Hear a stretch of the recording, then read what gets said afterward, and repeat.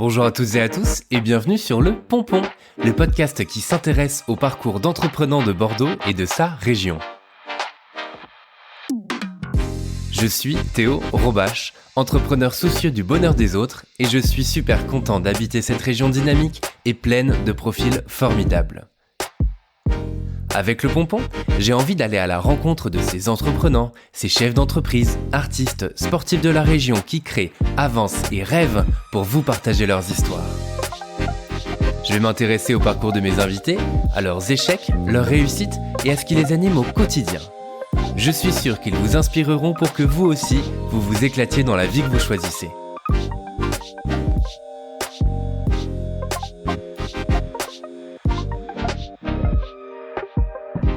Avant de commencer cet épisode, je voulais vous parler de Condillac Expertise. C'est THE cabinet d'expertise comptable à Bordeaux pour les entrepreneurs.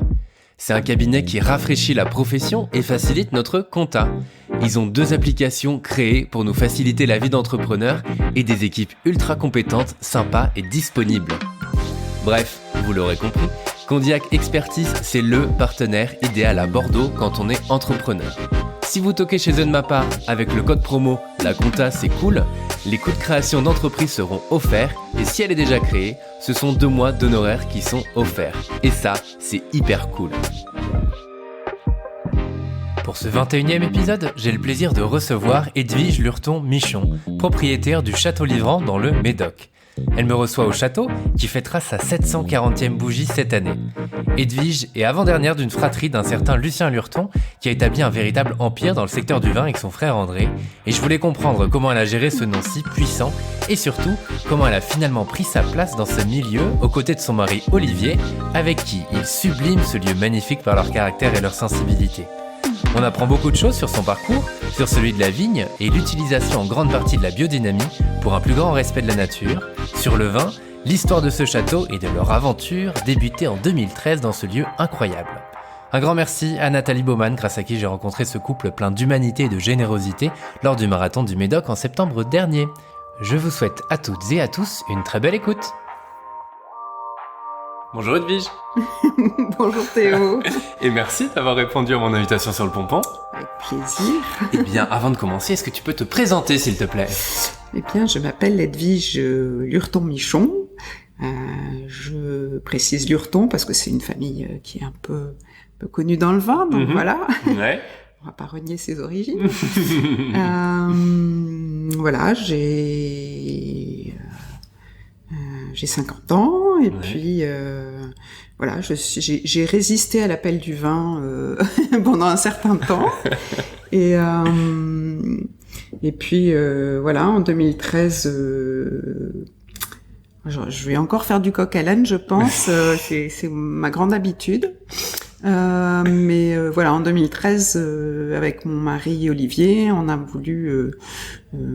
Enfin, c'était avant 2013, mais on voulait un peu voler de nos propres ailes et trouver un endroit à nous. Et en fait, en 2013, c'est l'endroit qui m'a trouvé. Ok. Donc voilà, yes. Je suis arrivée ici par une journée pluvieuse et un temps dégueulasse. Hein. Disons-le. N'ayons pas peur des mots. Et je suis repartie. Pour moi, c'était ici. Okay. Et voilà, on a renouvelé la chose par un temps dégueulasse de nouveau, et ça m'a pas plus dégoûtée. Voilà, moi, vraiment, ça m'est un peu tombé dessus, quoi. Okay. Et bon, Olivier, ça a été un peu plus tardif. Lui, il s'est dit, oulala, qu'est-ce que c'est ce truc? Et je disais, bon, c'est vraiment que ça m'est tombé dessus parce que si j'avais réfléchi juste avec mon cerveau, je pense que j'aurais dit, oula, moi aussi, il y a beaucoup à faire. Mais okay. Voilà, non, j'avais voilà, un coup de cœur. Une énergie, voilà, un gros coup de cœur. Et Olivier, lui, il parle d'un coup de cœur à retardement. Yes. Mais c'est vrai qu'on est attaché à cet endroit qui est vraiment exceptionnel. Enfin, bon, je crois que les gens le ressentent beaucoup, qu'il y a des énergies particulières ici, un charme. Voilà. On est d'accord. Il y a des amis qui sont venus il y a pas longtemps et leur fille qui était pas venue jusqu'à présent a débarqué. Elle me dit mais c'est ce que je veux. non. Ah non, c'est à nous. Et c'est pas près de... Mais bon. Ok. Et pour préciser, ici, c'est le Château Livrant, quand même. Voilà, oui, le Château Livrant, qui est pas très connu, qui est sur la commune de Saint-Germain-d'Esteuil. Ouais. Donc dans le Médoc. Voilà, dans le Médoc. Alors moi, c'est un endroit que je ne connaissais pas du tout. Ouais. Alors c'est vrai qu'on est notre berceau familial, on va dire, à ma famille, donc Lucien Lurton, Marie-Jeanne et les enfants, c'était le château Braine-Cantenac. Sur Cantenac, et donc on avait plutôt tendance à aller sur Bordeaux, on a été à l'école, et donc c'est un coin du Médoc que je connaissais. C'était au-dessus alors. Pas du tout, ah oui, c'était le Grand Nord. Et vraiment, je m'attendais pas à une telle richesse sur un petit village vraiment méconnu comme ça. On a le site de Brion à côté, avec un site gallo-romain qui est très important, qui mériterait d'être mieux fouillé, mais il paraît que ça va venir. Et puis voilà, il y a un site, comment on dit, préhistorique aussi. C'est cherché à Barbeher, enfin bon, mais sur ce petit village, quoi, c'est un concentré qui est assez impressionnant. Ouais. Et puis, Livrant, on a quand même retrouvé des haches de l'âge du bronze dans le parc. Donc, voilà, on voit que c'est un site qui a été habité depuis longtemps. Ouais, parce que le château, il a été fondé en 1280. Oui. Donc il commence à être plutôt jeune. Mais 22 novembre 1780, 1280, ça fait quand même. Ouais. C'est à cause des 740 ans. C'est ça. Oui, 740 ans et voilà, il a été construit au fil du temps parce que le château tel qu'on le voit aujourd'hui, il a un côté assez harmonieux avec la bâtisse centrale, les corps à droite et à gauche et puis des tours de chaque côté. Mais en fait, il a été j'allais dire bâti de briques et de brocs, non, mais c'est vraiment chaque époque qui a rajouté sa pierre à l'édifice, et on a une des deux tours elles paraissent complètement similaires de l'extérieur. Je confirme. Voilà. Ouais.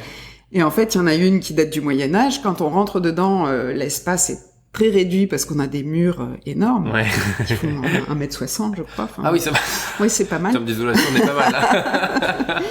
Et de l'autre côté, la tour abrite une jolie chapelle qui a été bénie au XVIIIe siècle. Donc c'est voilà, une autre époque. Ouais. Puis il y a un chai aussi qui est très récent, donc on a vraiment toutes les époques. Oui, on a inscrit notre propre époque. On a mis notre pierre à l'édifice, nous aussi. Mais en même temps, on a fait en sorte que ça soit bien intégré et en harmonie avec le lieu. Donc voilà. On est content parce que c'est vrai que c'est pas forcément évident quand on arrive. On a l'impression que ça a toujours été aussi, toujours été presque, là, oui, toujours. C'est peut-être un peu exagéré, mais voilà. Et en même temps, à l'intérieur, c'est avec une technologie assez pointue. Et on en parlera pour le coup, parce que c'est assez intéressant tout ça. Mais n'allons pas trop vite. Alors tu disais effectivement, t'es dans le secteur du vin, toi c'était pas forcément quelque chose qui te tentait, et pourtant t'as vraiment baigné dedans toute ton enfance et adolescence, quoi. Je suis tombée dedans quand j'étais petite. Ouais, c'est ça. Mais j'ai résisté. Puisque mon père est viticulteur et il a vraiment ça dans le sang. C'était à la fois un grand inventeur au niveau des choses, des techniques, à la fois à la vigne et au chai, ce qu'on sait pas forcément. Mais comme technique pour le coup là? Alors, déjà, il a repris la propriété Braine-Cantenac dont son frère aîné ne voulait pas, ce qui veut dire qu'à l'époque, c'était quand même pas si intéressant. Ouais, effectivement.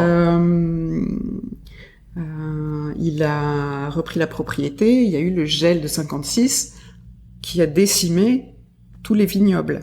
Et en fait, lui a retrouvé une technique qu'il a mis en œuvre, qui était en fait de coucher les quelques pieds qui n'étaient pas morts et de les faire du coup reprendre racine sous terre. Ce qui veut dire que les pieds c'est pas comme si on plante des nouveaux pieds, ils avaient l'âge de la souche.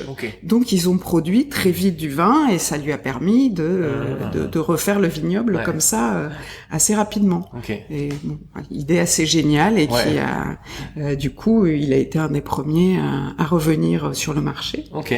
Et puis au Chai, il a inventé le serpentin type Lurton. Alors on connaît plus, mais c'est un serpentin qui permet de faire passer de l'eau dans les cuves de manière à les refroidir et les remettre à une température voulue au moment de la fermentation. Donc voilà. C'est des petits exemples comme ça, mais il a fait plein de choses, inventé aussi une table de tri. Enfin, il avait beaucoup il était sur place et voilà, il a inventé les choses dont il y avait besoin. Voilà, il y a ce côté-là. Et puis un grand entrepreneur, puisque il a à chaque fois risqué la propriété qu'il avait pour en acheter une autre, puis une autre, voilà. Ce qui fait que il est arrivé à peu près 13 propriétés et il y en avait pour chacun de ses enfants, puisqu'on est 10. C'est ça. Donc voilà. Et moi, je me suis retrouvée sur une propriété qui est le berceau familial, Branne-Cantenac. C'était pas forcément celui que je désirais. Moi, puisqu'on avait le droit on avait eu le droit d'émettre nos avis, nos choix. Voilà. J'avais mis en premier Château de Camarsac. Et voilà, quand on est ici, on comprend un peu le lien, parce que le château de Camarsac, c'est un château du Moyen-Âge qui a un historique important. Donc le côté patrimoine, c'est un truc historique, c'est toujours un truc qui m'a branché entre guillemets. Parce qu'après tu as fait un peu des études dans l'histoire de l'art, donc voilà, forcément oui. On en parlera aussi. Il y avait ce côté-là et puis bon, une campagne qui est belle là dans l'entre-deux-mers, voilà. Donc il y avait ça. Branne-Cantenac, c'était plus un choix de raison ou un non-choix de raison, puisqu'on était 3 dessus et que moi j'étais la petite timide qui dit pas un mot plus haut que l'autre et je me disais je vais pas embêter les autres, ça m'intéresse pas plus que ça, mais je vais les laisser bosser. Ce que j'ai fait. Et donc c'est mon frère Henri qui a pris les rênes de la propriété, voilà. Yes. Et actuellement j'ai encore des terres que je loue à mon frère pour faire du brenne. Ça marche. Mais donc c'était pas quelque chose qui t'attirait au départ, ça, en baignant dedans, quoi. C'est ça que. Non. Peut-être pas repoussoir, j'irai peut-être pas jusque là, mais. Peut-être pas repoussoir, mais c'est vrai que il y avait le côté de vivre sur une propriété où j'avais. Enfin, moi, voilà, je reviens sur ce côté timide. J'avais besoin de me retrouver et d'avoir les gens de la propriété qui passaient ci là machin. Moi, voilà.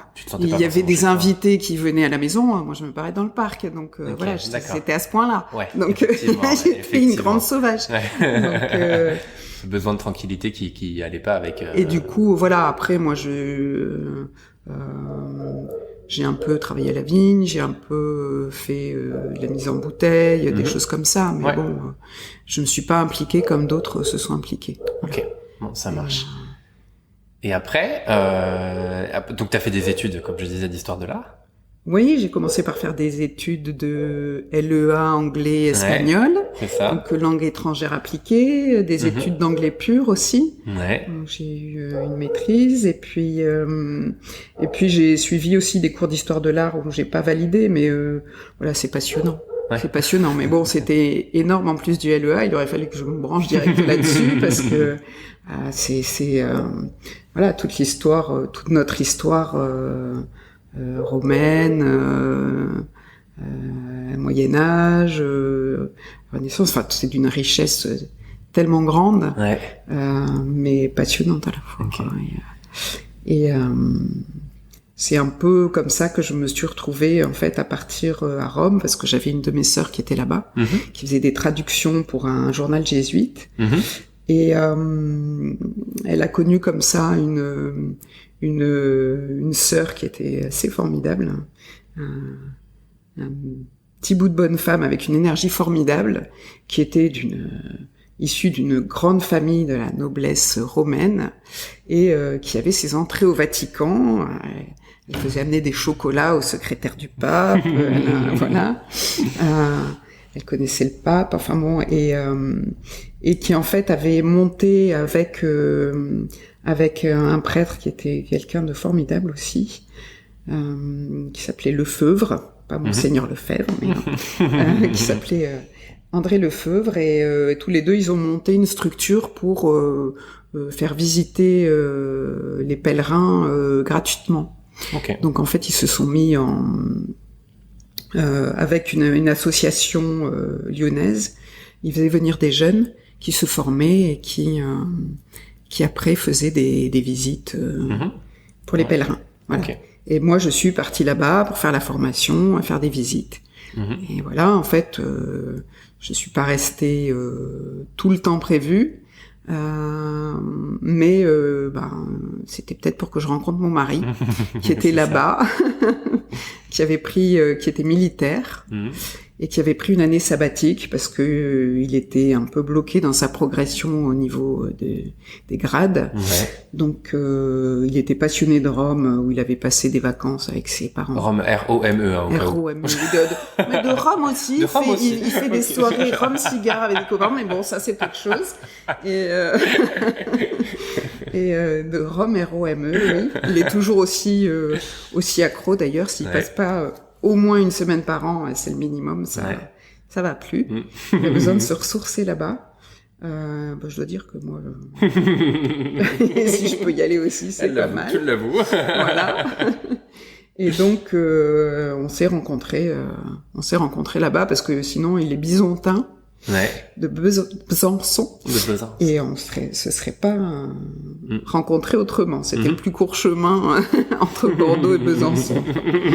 Et voilà, donc on s'est rencontrés là-bas. Moi, je suis partie dans l'Est où il était du coup militaire. Et puis voilà, je suis revenue. Au bout d'un certain temps, j'avais passé mon CAPES, mais en fait, je l'ai pas validé finalement. J'ai commencé l'année en étant prof, et puis j'ai laissé tomber, bêtement peut-être, mais c'est vrai que je devais jongler avec mon fils qui avait 1 an et qui avait 2 babysitters qui pouvaient pas le prendre à plein temps, donc c'était un peu la course. Et je me suis dit, j'ai pas besoin de ça. Et puis j'avais l'impression que j'étais pas faite pour ça. Et voilà, donc j'ai arrêté. C'est toujours dommage de pas aller jusqu'au bout de ce qu'on fait, mais bon, c'est fait. On peut forcer un peu le destin. Mais bon, je l'ai pas fait. Et donc voilà, moi j'ai ensuite j'ai eu 3 enfants. Qui ont aujourd'hui bientôt 24, 22 et bientôt 18. Voilà, 3 garçons. Fait dans les garçons. Et donc je me suis occupée d'eux, et puis j'ai fait venir mon mari dans le vin parce que il était un peu bloqué sur sa carrière cette fois pour des problèmes on va dire physiques. Donc il se retrouvait dans les bureaux et c'était pas vraiment son truc. Le connaissant un tout petit peu, je l'imagine mal tout le temps dans un bureau quand même. Donc du coup, mon frère Henri lui a demandé s'il pouvait lui donner un coup de main sur Bran. Donc, Bran Cantenac, je précise. BRA2NE qui est dans l'entre-deux-mer. Et voilà, il est venu, il a fait ses armes là-bas, et puis ensuite il a fait une formation parce que on s'est dit on va essayer de trouver un peu un endroit pour nous. Et ce qui est drôle, c'est qu'au final c'est lui qui met un premier pas dans le vin. Ah bah oui, non, mais parce que je l'ai poussé, hein. Moi, à chaque fois, je mets mon frère, je mets mon mari, je veux pas y aller. C'est ça, c'est que ça t'attire quand même, mais t'y vas. Voilà, maintenant, t'es en plein dedans, mais au départ.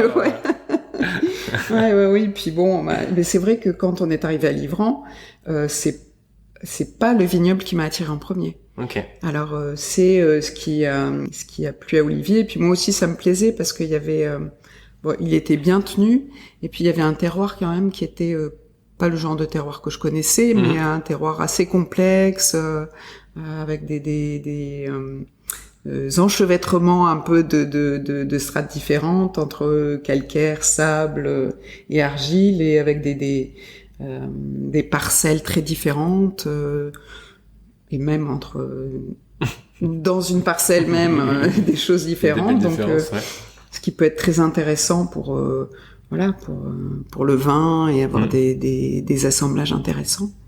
Donc voilà, on s'est lancé en 2013, donc on est arrivé en septembre, donc la récolte était pas loin, et on a commencé par ça, et il y a eu quand même un bon signe, c'est que 2013, c'est une année qui est très décriée parce qu'il y a eu beaucoup de problèmes de maladies, ça a été très très compliqué.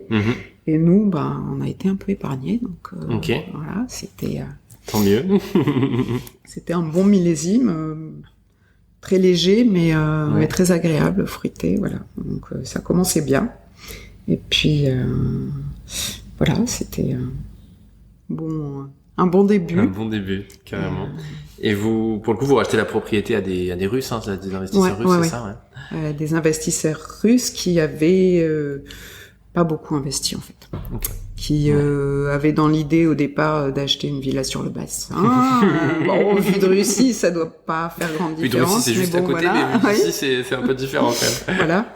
Et puis ceux qui géraient étaient dans le sud-est, donc le pôle comptabilité, tout était un peu détaché d'ici, donc c'était un peu compliqué pour l'équipe qui travaillait sur place, qui faisait tout, de l'entretien du château, à l'entretien du parc, aux vignes, aux chais, c'était un petit peu de boulot. Et qui faisait ça bien, et avec cœur. Et donc voilà, nous on a racheté. Ils avaient investi ni dans les tracteurs, on va dire. On avait un vieux tracteur où il fallait même changer la batterie, ça n'avait pas été fait. Il n'y avait pas eu grand investissement, et notamment d'ailleurs au niveau des plantations.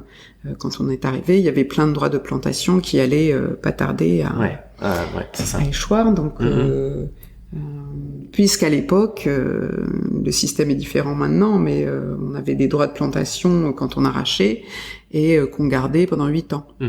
Donc il y avait ça, et puis on s'est tout de suite lancé très très vite dans des travaux pour faire un chai et un cuvier.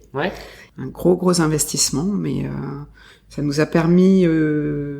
on avait des soucis sur l'ancien cuvier qui était très très compliqué pour travailler dedans. On avait une isolation terrible.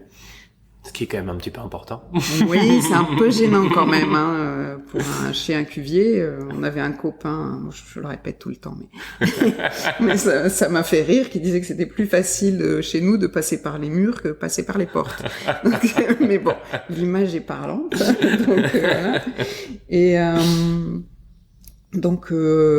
ces anciens chais et cuviers sont situés devant la parcelle la plus excentrée en fait qu'on ait, puisque ici tout est d'un seul tenant. C'est le côté un peu magique pour quelqu'un qui vient de Margaux, parce que là-bas il y a des parcelles dans tous les sens, et oups, j'ai vendangé la parcelle du voisin. En général on connaît, mais c'est vrai que c'est pas forcément évident. Ce serait ballot quand même. Voilà. Donc ça c'est vrai que c'est chouette, puis c'est entouré de bois aussi. Le lieu est magnifique. Ouais, magique. Même sous la pluie en ce moment, et même quand tu l'as visité au début. Voilà. Le lieu est magique. Ouais. Et donc on a décidé de refaire un chai et un cuvier au centre de la propriété, au cœur de la propriété, puisque on avait un espace qui paraissait fait pour, Mhm. où il y avait rien, une grande Ouais. cour vide, quoi. Donc, avec d'un côté les bâtiments de ferme, puisqu'on a gardé les anciens bâtiments de ferme. Mhm. Il y avait la vacherie, j'aime bien ce mot, donc je Ok. le dis, mais c'est marqué dessus. Donc, Ouais. c'était une vacherie. Il y avait une bouverie, mais qui a été transformée, et puis une écurie. Mhm. On a une serre, il y avait un pigeonnier aussi, qu'on a transformé en tisanerie. Ouais, c'est ça. Non pas pour nous, mais pour la vigne. Ok, j'ai vu, effectivement. Ouais. Ça sèche un petit peu de partout. Ouais. Et puis, voilà, donc chez Cuvier qu'on a fait sortir de terre Mhm. à partir de 2014. Ouais. Et le Cuvier était fini pour les vendanges 2016. Ok, Donc on a pu intégrer ça marche. ce bel endroit. Ouais. Quel a été le déclic où tu t'es dit j'ai envie d'avoir ma propriété et c'est surtout j'ai envie d'y aller quoi, parce qu'au départ avant 2013 t'étais un peu dedans mais de loin quand même. Voilà, tu tournais autour du pot. Déjà mais, j'avais collé mon mari dedans et ouais. puis ça lui avait plu. Ouais. Mince. Et puis il y a ça, puis il y a cette propriété particulière. Ok. Parce qu'on a eu d'autres dossiers. Ouais. J'y serais allée. Ouais. Voilà. Ok.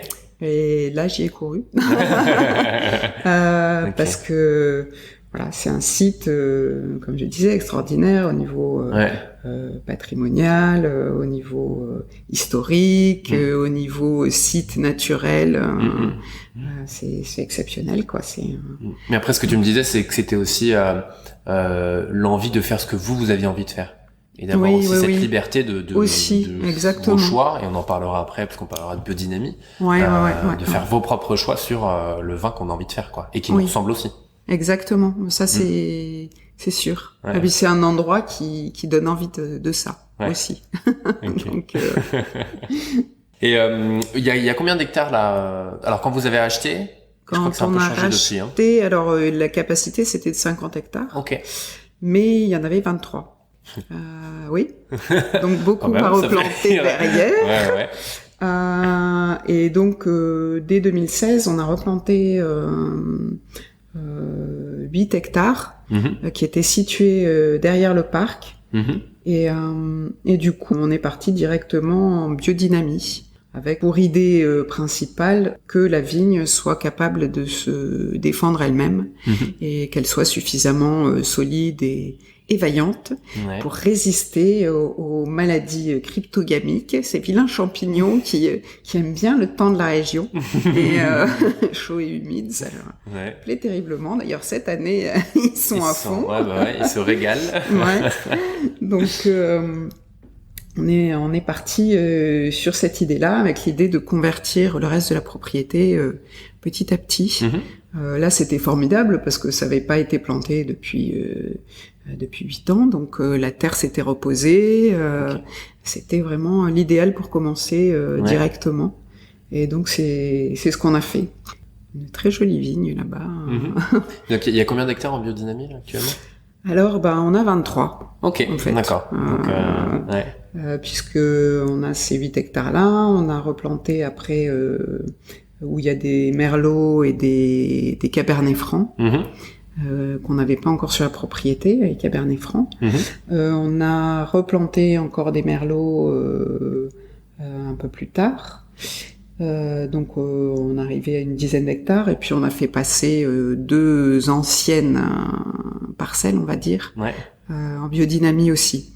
Le passage est plus compliqué parce que elles ont été habituées à d'autres traitements, donc voilà, il faut qu'elles se fassent à la nouvelle donne. Et justement, ça consiste en quoi la biodynamie?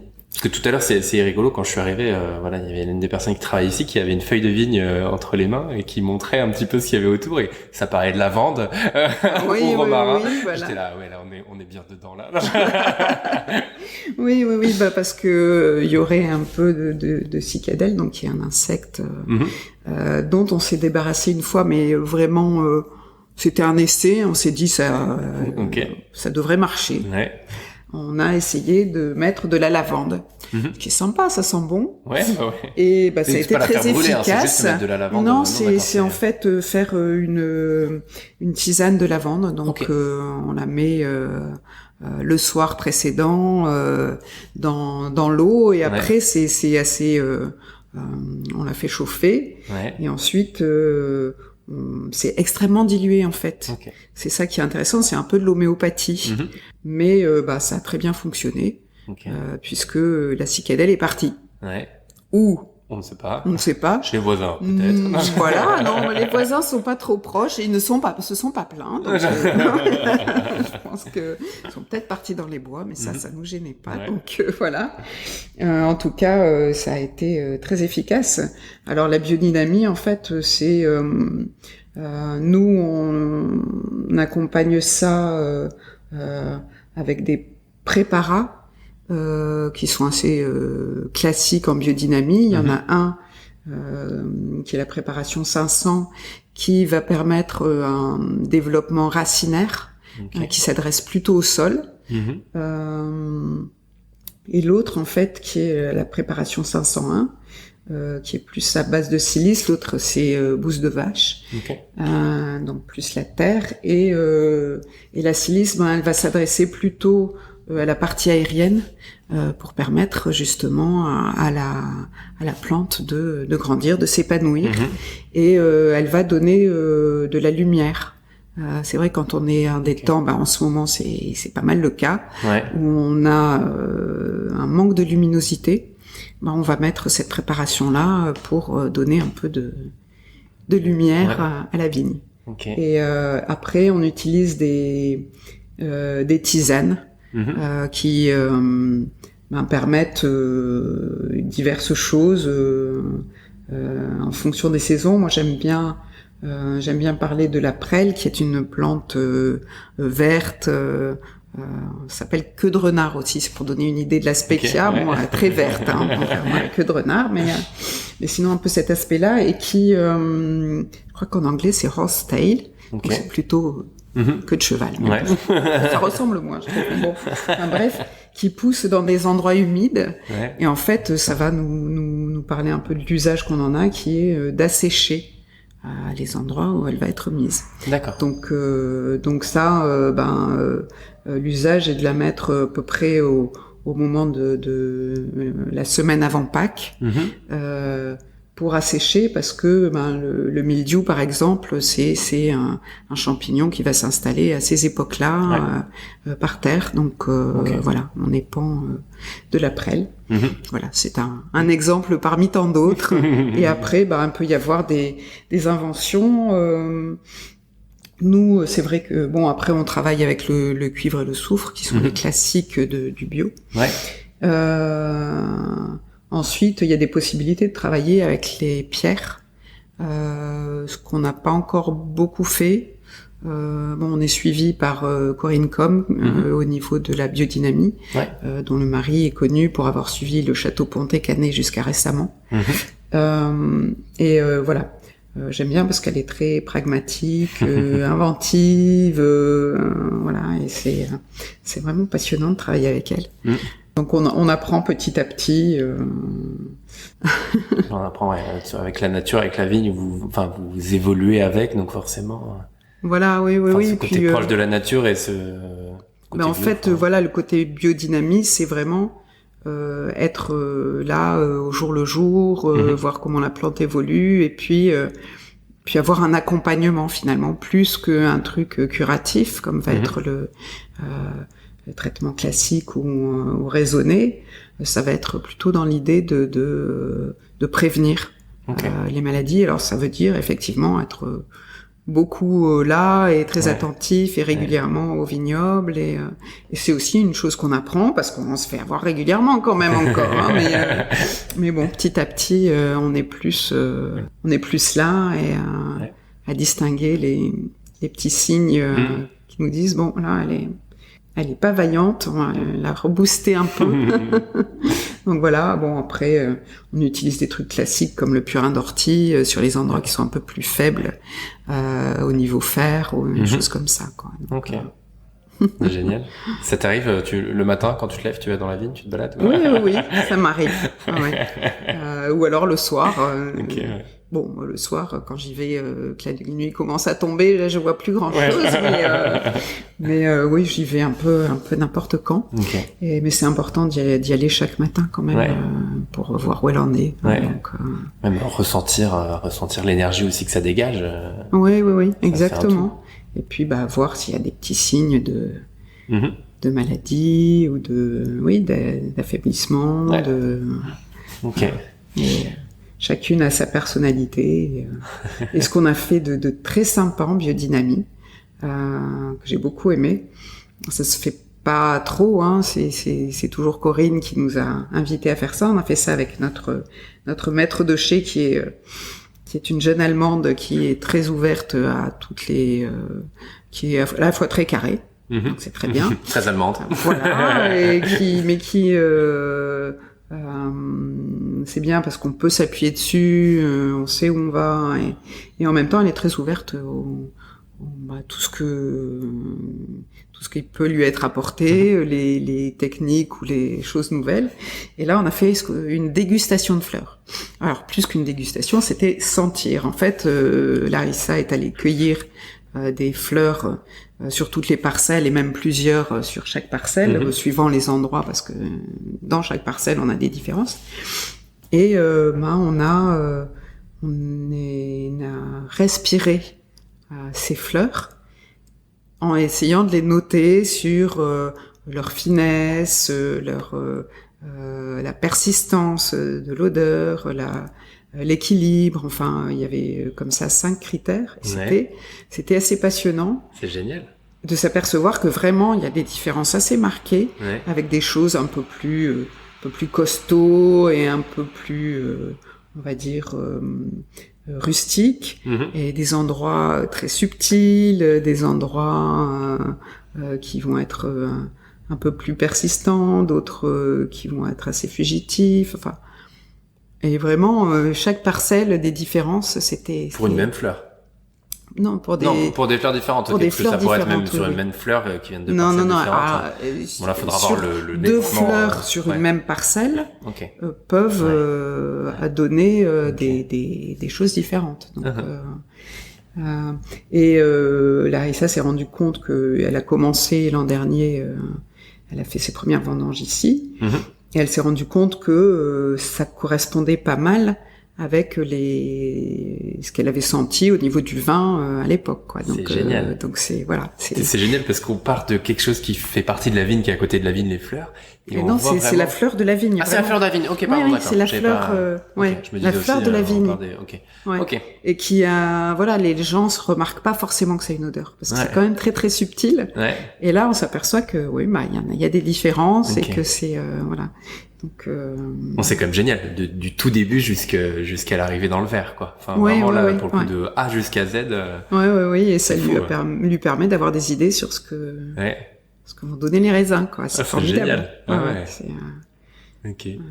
Et est-ce que tu peux nous expliquer un petit peu aussi le processus de la vigne et la vie d'une vigne, c'est-à-dire même sur l'année, et après, quand on plante un nouveau pied, c'est à partir de combien de temps qu'on peut commencer à récolter? Alors on dit en 3e feuille en fait. Donc les premières années, de toute façon, ça donne pas grand-chose. Et puis après, effectivement, on peut commencer à vendanger. Donc au bout de 3 ans, c'est ça, le 3e feuille, au bout de 3 ans. Et donc après, la feuille, la plante, elle va être un peu comme un être humain, elle va pousser un peu, surtout que c'est une liane, donc elle va pousser un peu dans tous les sens. Il faut aussi qu'elle puisse s'exprimer. C'est compliqué parce qu'on a tendance à tout de suite la freiner parce que ça part dans tous les sens, mais il faut arriver à trouver un équilibre entre le fait qu'elle puisse s'exprimer et puis quand même lui mettre un cadre. Donc, parce qu'il y a les copines à côté, donc il faudrait... Sinon c'est le beans. Après, on va lui donner, on va la tailler de manière à ce qu'elle puisse fructifier. Alors nous, on a une taille en guyot double qui est classique, avec deux sarments qui vont donner des bourgeons. Là, on essaie de voir suivant la vigueur de la vigne, suivant l'année, suivant ce qui s'est passé l'année précédente, s'il y a eu du gel, etc. Et puis, parce que cette année encore, il peut y avoir du gel, on va garder un certain nombre de bourgeons en fonction de tout ça, voilà. Et puis après, on va enlever les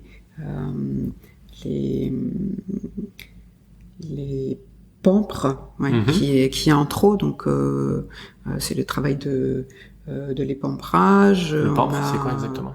En fait, c'est les sarments qui poussent, mais il y en a qui sont en trop. On va laisser celles qui sont sur les côtés. On va en laisser. Il faut prévoir aussi, il faut visualiser la taille suivante. Donc, quelqu'un qui est pampre, c'est bien qu'il est déjà taillé, parce qu'il faut qu'il pense au bois de l'année suivante. Donc, garder ce qu'il faut, et après, on enlève ce qu'il y a en trop, et qui va pomper l'énergie de la plante. Et en plus, ça va être un gros beans, on va plus s'y retrouver. Voilà. Et on va enlever aussi les pampres, ce qu'on appelle les chausserons, c'est-à-dire ceux qui démarrent du pied. On va les enlever systématiquement, ceux-là.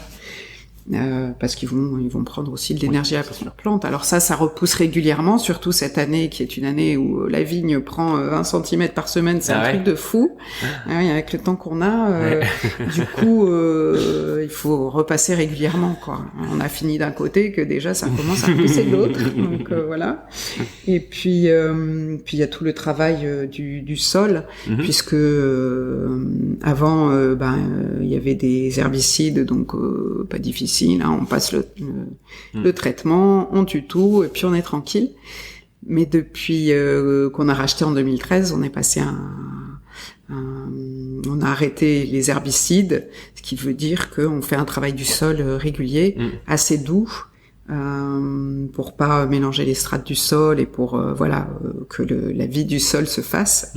Donc c'est assez passionnant parce que au départ on a quelque chose qui est quand même assez compact du coup du fait des traitements, et peu à peu ce travail fait que la vie reprend ses droits, qu'il y a des lombriques, qu'il y a des travailleurs de l'ombre aussi, les travailleurs de l'ombre qui viennent apporter leur aide, et ça c'est assez génial. Et puis l'odeur de la terre, c'est impressionnant comme ça revient, et cette odeur d'humus qu'on n'avait plus avant, quoi. Donc il y a tout le travail du sol, et qui a été très compliqué cette année parce que l'herbe faisait comme la vigne, elle poussait très vite. Donc au fur et à mesure qu'on passe, il faut repasser, et donc voilà, gros boulot, mais intéressant. Après, on fait pas tous les travaux de la vigne systématiquement. Là, nous, on a une équipe sur place, mais on fait venir aussi des prestataires parce qu'on a quand même pas mal d'hectares. Et il y en avait un qui était là ce matin, et on parlait un peu de ce qu'on faisait. Il disait il va falloir faire les Américains.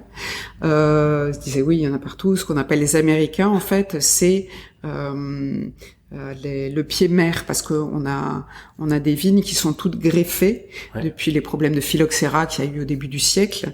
On n'a pas de vignes directement, donc on est sur vigne greffée. Ça veut dire que le pied mère repart.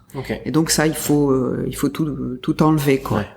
Et donc il me disait il y a ça, et puis le feuillage. Je comprenais pas, parce qu'on a pas mal de troupes étrangères qui viennent, pas mal de ici on a des Bulgares, il y a beaucoup de Roumains, etc. qui viennent travailler ici. Et donc en fait il me parlait de l'effeuillage, et je lui dis mais non, ici on n'effeuille pas systématiquement, parce que bon évidemment ça consiste à enlever des feuilles, comme le nom l'indique. Mais nous, on sait pas quel temps il va faire, donc on évite d'effeuiller dans la mesure où peut-être que il va y avoir une grosse sécheresse cet été, et que donc ça risque de griller un peu les raisins. On tient pas à faire du raisin de Corinthe. Donc nous, c'est vrai que c'est pas systématique. On va le faire en fin de saison si on s'aperçoit que le raisin peut pas mûrir suffisamment et qu'il a besoin de prendre le soleil directement. Mais voilà, ça va pas. Il y a pas de travaux systématique, et c'est vraiment vous vous adaptez on s'adapte à la plante, au temps qu'il fait, et voilà. Après on essaie aussi petit à petit, autant que faire se peut, d'adapter les travaux à la Lune, parce que ça a un impact, on sait. Mais bon, après, voilà, il faut qu'on puisse avoir du monde au moment M, et il faut aussi que le temps le permette. Donc voilà, c'est une question d'adaptation. Et, voilà. C'est génial. Après, c'est effectivement compliqué de pouvoir toujours s'adapter, mais c'est quand même génial de suivre la nature, quoi, tout simplement. Oui, c'est ça, de suivre et d'anticiper aussi vers où elle va aller. Donc petit à petit, on apprend. C'est intéressant. Et quand je disais qu'il y avait qu'on pouvait mettre de la pierre, je crois qu'on a fait une fois, je sais plus ce qu'on a fait. Enfin, des fois, on met du calcaire ou voilà pour. Parce que l'idée de la biodynamie, en fait, c'est de trouver un équilibre entre les différents éléments qui composent l'environnement. L'environnement. Donc on a, c'est les éléments qu'on connaît. Nous, on connaît les 4 éléments normalement, avec l'air, l'eau, la terre et le feu, qui sont les 4 éléments principaux. Mais en fait, les Chinois travaillent avec un autre élément qui est le métal. Et nous, on essaie de travailler à partir de ça. Et l'idéal, c'est d'arriver à quelque chose d'harmonieux qui tienne en compte ces 5 éléments, voilà, qui sont un peu au centre de ça. Donc, on essaie de rééquilibrer entre les différentes composantes. Et donc la pierre, là, Corinne Cohen me disait qu'elle avait utilisé l'azurite. C'est un mot qui est magnifique et c'est une pierre qui est très belle, qui est d'un bleu profond. Et parce que c'est une pierre qui a pas mal de cuivre et c'est vrai qu'on essaie de pas trop, on essaie de minimiser les traitements au cuivre parce que c'est quelque chose qui a été quand même utilisé pendant des années et des années et qui a stérilisé certains sols. Parce que en fait, si ça reste pas au niveau de la plante, le problème c'est que ça se stocke au niveau du sol.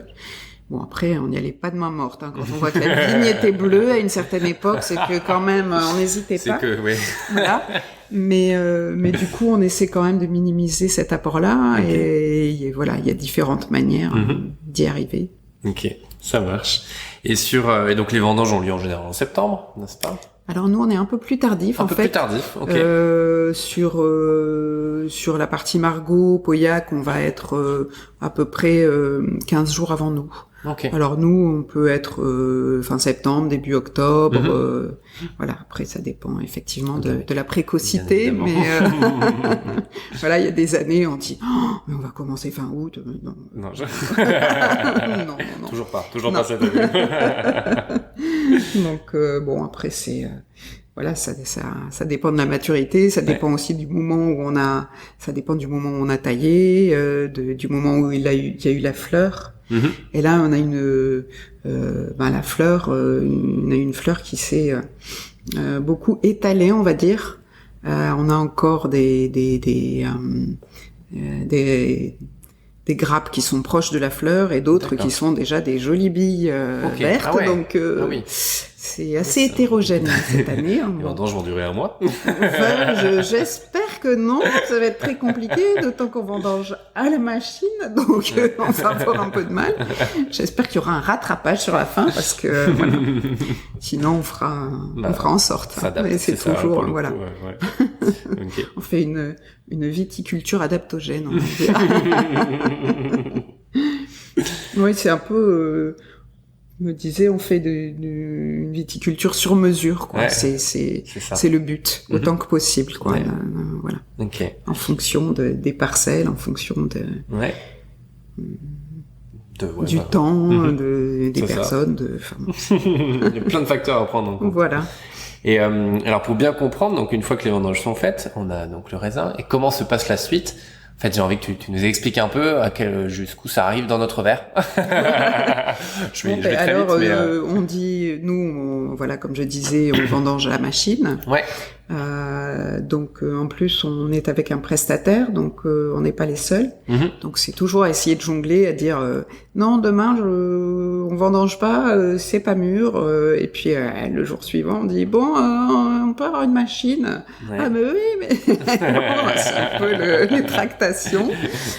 Parce que voilà, on veut vraiment cueillir à la maturité optimale. Quoi. Bon, voilà, ouais. C'est quand même la première chose. Après, nous, on a donc c'est amené dans une remorque qui verse dans un conquet vibrant. Okay.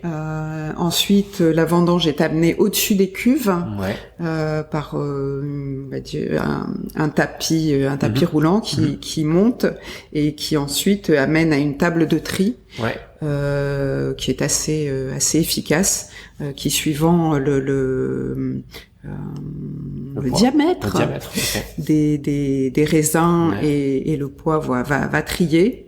On a quand même en général 4 personnes qui sont là pour enlever s'il y a encore des choses à enlever.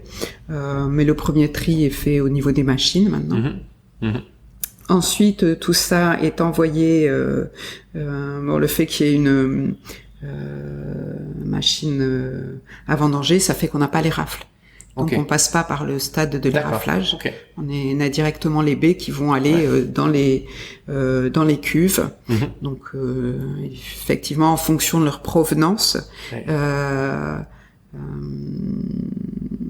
vont aller dans des cuves. Nous on a des cuves pas trop importantes, entre 55 et 125 hectos, qui permettent de faire une vinification personnalisé, on va dire, suivant les parcelles. Ce que vous avez ici, c'est du Merlot. On a du Merlot, du Cabernet Sauvignon, et puis du Cabernet Franc depuis peu. Ok, ça marche. C'est joli, on est content. Et voilà, donc en fonction des cépages, même si on fait pas du vin de cépage, puisqu'après on va faire un assemblage. Voilà. On va faire plusieurs assemblages puisqu'on a 2 vins. On a le Château Livrant et le second vin qui est les sources de Livrant. Parce que on va revenir à la nature. Pourquoi les sources de Livrant ? Parce que dans cette oasis extraordinaire, on a des sources aussi, dont une qui est au centre du vivier, puisqu'on a aussi un vivier. On l'appelle le lac ici parce qu'il est grand, mais en fait c'est un étang empierré, c'est-à-dire qu'il était vraiment fait pour avoir du poisson pour la propriété, quoi, et les gens alentours. Donc, voilà. Ça marche. Et donc le raisin arrive dans les cuves, les cuves béton, puisqu'on a choisi des cuves béton pour leur inertie. Qui fait que on n'a pas besoin d'utiliser trop d'électricité pour les faire refroidir, réchauffer en fonction de la température dont on a besoin pour la fermentation. Toujours dans ce côté écolo. Voilà. On parlera un petit peu du puits canadien aussi tant qu'on y est. Voilà. Oui, c'est vrai que on a quand même une thermorégulation, mais qui est permise par l'eau du forage, ce qui fait que ça complique un peu les choses dans la mesure où l'eau froide c'est l'eau du forage et non pas du glycol, parce qu'on voulait quelque chose de naturel. Et le glycol, en général, c'est un produit qui est utilisé pour permettre de refroidir, pour les systèmes de refroidissement qu'on peut avoir dans les frigos, dans les clims, voilà. Et en fait, on voulait pas en utiliser, mais ça veut dire que du coup, on va pas pouvoir baisser énormément en température de manière naturelle, quoi. Parce que l'eau des sources, elle est à combien? Je sais plus, 14-15 degrés? Non. Alors, elle est plus froide que ça. Je saurais pas dire à combien elle sort. Ce que tu as retenu, c'est la température qu'il y a à peu près à 2 mètres sous le sol, qui est naturellement à effectivement 14-15 degrés. Ça marche. Et on utilise un système effectivement pour les chais. Qui est une climatisation naturelle, on va dire. C'est-à-dire qu'on va récupérer sous le sol cette température constante de 14-15 degrés qui va nous permettre de garder cette température-là au niveau des chais. C'est ça. Et voilà, on a des gros tuyaux en fonte en bas et des petits ventilateurs qui avec des cheminées que tu as vues, ces cheminées en alu là, qui permettent de faire remonter l'air, avec des petits ventilateurs qui attirent cet air, voilà. Magnifique. Cet air constant. On a quand même aussi une bonne isolation. Ouais. Puisqu'on a Cette fois-ci. Voilà, oui, là on a fait gaffe. On a un double mur de briques alvéolées, donc il y a de l'air à l'intérieur qui permet de garder une bonne isolation. Ouais. Et entre ce double mur de briques, on a une isolation aussi naturelle en bois et argile. Donc voilà. Très bonne isolation. Ce qui était assez marquant, c'est que pendant les travaux, il a fait extrêmement chaud, juste avant les vendanges, en 2016, alors que les portes étaient ouvertes. Quand on rentrait dans le chai, c'était pas mauvais quand même. Hein, faut reconnaître, c'était pas désagréable, donc ça fonctionnait bien. Parfait. Voilà. Ok.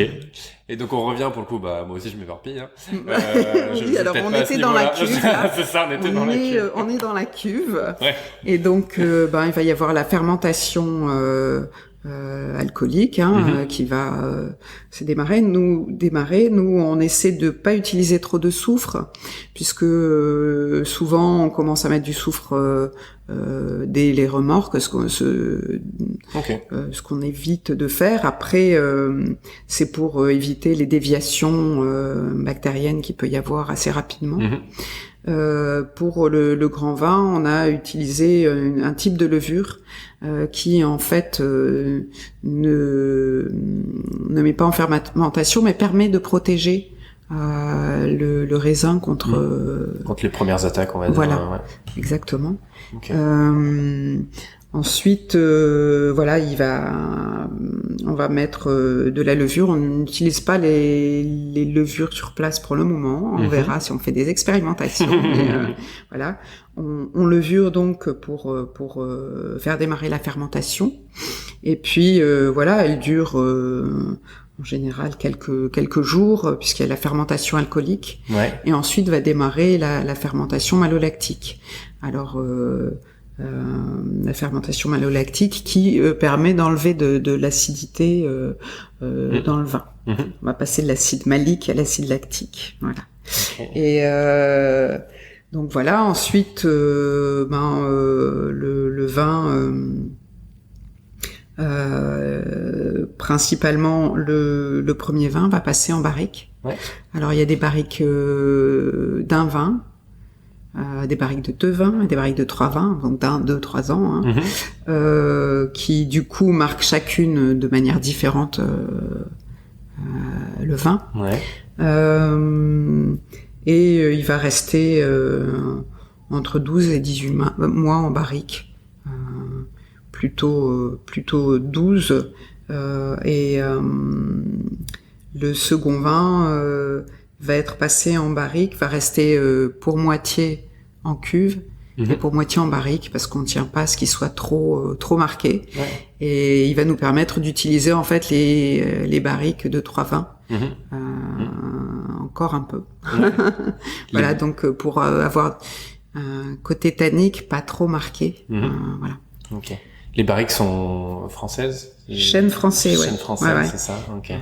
Parce que le chêne français est plus doux et va moins marqué que le chêne américain, qui va avoir des goûts de vanille très très prononcés, donc ils vont prendre le pas sur le fruit, quoi. Et nous, quand même, on a du raisin, c'est dommage si au bout du compte le vin n'a plus du tout le goût du fruit. Voilà. Okay. Donc l'idée, c'est d'avoir un bel équilibre entre le fruit et le côté boisé qui va envelopper et permettre justement aux fruits de s'exprimer. Ok, ça marche. Et puis là, en ce moment, on est à la fin du processus parce qu'il y a la mise en bouteille, comme tu me disais. Voilà, sur le 2018, là, on a fait la mise en bouteille du second vin il y a pas longtemps, et là on est sur la mise en bouteille du premier vin. Alors c'est vrai qu'il va se faire très vite parce que exceptionnellement on a 2 camions. D'accord. bon, il se trouve qu'il y avait un voisin qui n'avait pas reçu apparemment les bouteilles ou les capsules ou je ne sais pas à temps. Enfin bon, toujours est-il qu'on a hérité d'un camion de mise en plus, donc ça va beaucoup plus vite. C'est un gros travail, mais on fait effectivement pas ça nous-mêmes. Comme beaucoup de propriétés, on fait venir des spécialistes de la mise en bouteille. Ça marche. Nous après, on va faire pas mal d'habillage sur place. C'est-à-dire mettre les étiquettes, les capsules et les bouchons. Ok, ça marche. Et pour terminer un petit peu le processus, parce que rien ne se perd, vous conservez tout. Tout se transforme. Il y a un endroit là-bas où j'étais venu l'année dernière, et pour le coup, j'ai pas encore cité Nathalie Baumann, grâce à qui on se connaît, quand même. Oui. Parce que j'ai eu le plaisir de venir au marathon du Médoc, non pas pour courir, pour boire un petit peu quand même, je dois l'avouer, mais aussi pour filmer. Le meilleur. C'est ça, je perds pas le nord. Et au fond, il y a un espace où ça fume un peu. Est-ce que tu peux nous parler de cet endroit-là? En fait, alors on le voit pas que ça fume parce que c'est dans un grand bâtiment. C'est vrai, mais quand on le voit de près, et que ça retourne. On ouvre, voilà. En fait, c'est un système qui existait à l'état d'expérimentation, parce que voilà, quand on a une propriété, il faut absolument qu'on retraite les eaux usées, évidemment, qu'elles viennent du chai ou de la vigne et du nettoyage des tracteurs et des pulvées. Donc, la plupart des propriétés ont un système. Je vais pas retrouver comment ça s'appelle. Zut. Tu vas t'expliquer le système. Bref, en tout cas, avec des bacs de décantation, etc., qui permettent de filtrer l'eau, où on a une eau qui est propre à, on va dire, 98-99%.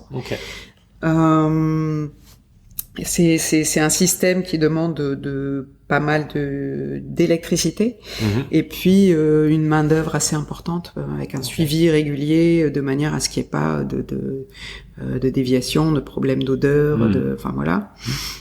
Et en fait, moi j'avais lu, je ne sais plus sur quelle revue, spécialisée, que Denis Dubourdieu, qui est un grand œnologue qui nous a quittés il y a quelques années, avait sur sa propriété, je crois, celle des Graves, expérimenté sur une parcelle un système en fait à base de sarment broyé.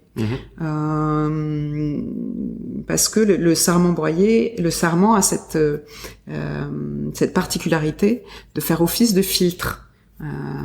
Avec son côté ligneux, et donc les eaux usées étaient épandues sur ces sarments, et ensuite retournées régulièrement, donc vraiment c'est aspergé et retourné régulièrement, et ce tas de sarments va monter en température et au bout d'un certain temps de retournement et d'être aspergé, va permettre d'obtenir un compost qui ensuite est réutilisable à la vigne, c'est-à-dire qu'on a 0 rejet d'eau et un compost qu'on peut réutiliser. Donc moi j'ai trouvé ça formidable. Alors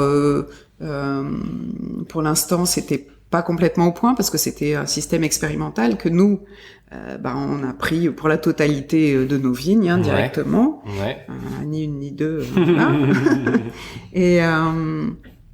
et donc c'est un système assez formidable. On a le premier compost qui est en train de se terminer près de la vigne, et ma foi ça a l'air assez joli ce que ça donne, donc j'ai hâte qu'on s'en serve. Super. Comme ça, on perd rien, on réutilise tout. Voilà, j'étais un peu bluffée par ce système, et donc on est parti là-dedans et c'est un entrepreneur de la région qui fabrique ça, qui s'appelle, c'est l'entreprise Souslikov. D'accord. Et voilà, c'est bien parce que on a aussi essayé, que ce soit pendant les travaux ou etc. On a toujours privilégié les entreprises de la région. C'est vrai qu'ici, quand on a fait les travaux, on a demandé à un maçon qui était pas habitué à des travaux de cette ampleur. Ouais. Et il a dit banco. Et c'est génial parce que du coup il s'est un peu agrandi et il prend des chantiers plus importants parce qu'il a très bien bossé ici. Super. Et voilà, c'était top. Monsieur GC qui monsieur. Un beau boulot. On le salue, Olivier. Si tu nous entends. Et transition parfaite parce que je voulais parler justement de l'implantation et dans la région aussi et ce côté vous aimez bien, enfin ce côté mécène que vous faites aussi bien pour voilà, même une équipe de sport locale, enfin voilà, il y a plein de choses aussi, l'Opéra de Bordeaux, bon Villa Médicis à Rome, enfin voilà, est-ce que tu peux nous parler pourquoi vous faites ça et ce côté transmission en fait que je trouve hyper important et que vous avez tous les deux avec Olivier. Et c'est assez précieux. Alors c'est vrai que ça se mettra en place petit à petit, mais l'idée aussi à Livran, c'est que ce qu'on fait ici, ça puisse bénéficier au village et voilà, qu'il y ait quelque chose qui se passe un peu autour, quoi, que ça soit pas clos sur soi. Donc c'est vrai qu'on sponsorise l'équipe de foot. Bon, en plus j'ai mon fils aîné là qui a recréer l'équipe comment on appelle ça à cet âge-là, les 20 ans, je sais plus. Alors, c'est pas je sais pas, je ne saurais dire. C'est les vétérans déjà, non, c'est pas encore les vétérans, c'est juste avant, mais ça fait, enfin bref, c'est l'équipe avant. Senior alors, non? Voilà, je crois que c'est, je crois. Je veux pas dire de bêtises, pire, après je vais me faire engueuler. Donc voilà, qui a remonté une équipe. Et donc on sponsorise aussi l'équipe d'athlétisme de l'Espar. Voilà, parce que on trouve ça plutôt sympa qu'il y ait des clubs qui se bougent ici. Et puis on avait aussi il y a une course ici qui a pas eu lieu cette année, voilà. Qui est la course de Brion où on a un 10 km, on a aussi des balades, je l'ai pas encore faite, ma grande honte. Moi qui me disais à une époque que j'allais faire le marathon, j'avais même pas fait la course de Brion. Mais c'est sympa et l'arrivée se fait depuis quelques années à Livran, donc du coup le départ aussi d'ailleurs. Et voilà, donc on sponsorise ça. Et cette idée d'être mécène, ça nous paraît naturel parce que dans le sens où voilà, il nous est beaucoup donné et ça nous paraît logique de rendre un peu ce qui nous est donné. Et puis, je veux dire, il nous apporte beaucoup eux aussi. Donc voilà, c'est un échange et c'est ça qui est intéressant, quoi. Et puis on a une équipe marathon. Oui, j'allais en parler. Grâce ou à cause de Nathalie, de Nathalie et Max, qui nous ont lancé là-dedans. Et c'est assez génial en fait comme aventure. C'est vrai que le marathon du Médoc, c'est un truc vraiment atypique. Ça fait des années et des années que ça dure. Et c'est drôle. Et nous, ce qui nous attirait, c'était ce côté justement décalé, d'avoir des gens déguisés, et puis ce côté du char. Alors c'est Nathalie donc Baumann et son copain Max qui nous ont poussé à faire notre premier char. Je saurais même pas dire en quelle année on a fait ça. Ça devait être 2014 du coup, je pense. Et ils ont fait un truc de fou. Heureusement que c'est pas nous qui poussions le char parce que plus c'est lourd, plus ils sont contents. Mais bon, voilà, chaque année, il y a un thème pour le marathon. Et c'est sympa parce que, c'est pas forcément le cas pour tous les chars. Il y en a qui font à peu près le même char chaque année. Et, là, nous, chaque année, on essaie de coller au thème. Donc, là, la première année, ils avaient bossé, à Bordeaux chez Max, pas mal. Après, ils étaient venus s'entraîner ici pour voir comment ça fonctionnait. Si on pouvait courir en poussant le chat ou pas. Voilà, pas évident. Parce qu'effectivement, il était assez lourd, mais ils avaient fait un truc de fou, qui était un barbecue roulant. Ok. Et donc, il y avait le boucher de Bages à l'époque, qui était Yves Bruno, qui est un grand coureur du marathon, qui nous avait donné saucisses et compagnie, et on faisait griller. Il faisait griller ça tout en courant, et ils en offraient aux gens. C'était le truc. C'était... ça, chapeau, ça c'est balèze. Non, c'était génial. Tu tapais les 42 km en courant. Oui, il faut le faire. Sans pousser quoi que ce soit, faut déjà le faire. Hein, oui. Et alors là, en poussant quelque chose, en faisant cuire des saucisses. Oui. Non, c'était un truc de fou. Et c'était drôle. On a fait un truc génial. Et en fait, chaque année, on a refait un truc. L'année où c'était 33, je crois, on avait fait la musique. Un gramophone, je crois qu'on n'était pas les seuls à l'avoir fait, mais je pense qu'on avait le gramophone le plus lourd, parce qu'ils font quand même avec de la récup. Oui, et donc c'était avec des douelles de barrique, qui étaient extrêmement légers, n'est-ce pas? Donc c'était, voilà. Chaque année c'est une aventure, et maintenant, en fait, ceux qui peuvent viennent avant le marathon ici sur place. On se fait un ou deux week-ends avec on mange ensemble et hop on bricole, on peint, puis il y en a qui inventent des trucs incroyables. Il y a de la soudure, il y a un peu de tout. Enfin bon, c'est marrant. C'est clair. Et c'est sympa. Comme aventure. Alors nous, c'est vrai qu'on était plus sur ce côté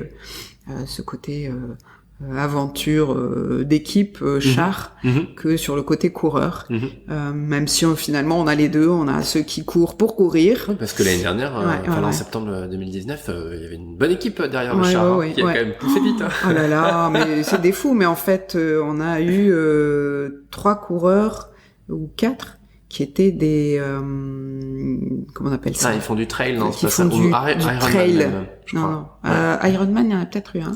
On avait des trailers qui faisaient des 100 bornes, qui ont fait il y en a un, franchement, j'aurais su la même année, je crois que c'est en juillet en plus que ça a lieu, ou même en août. Enfin, c'était pas longtemps avant.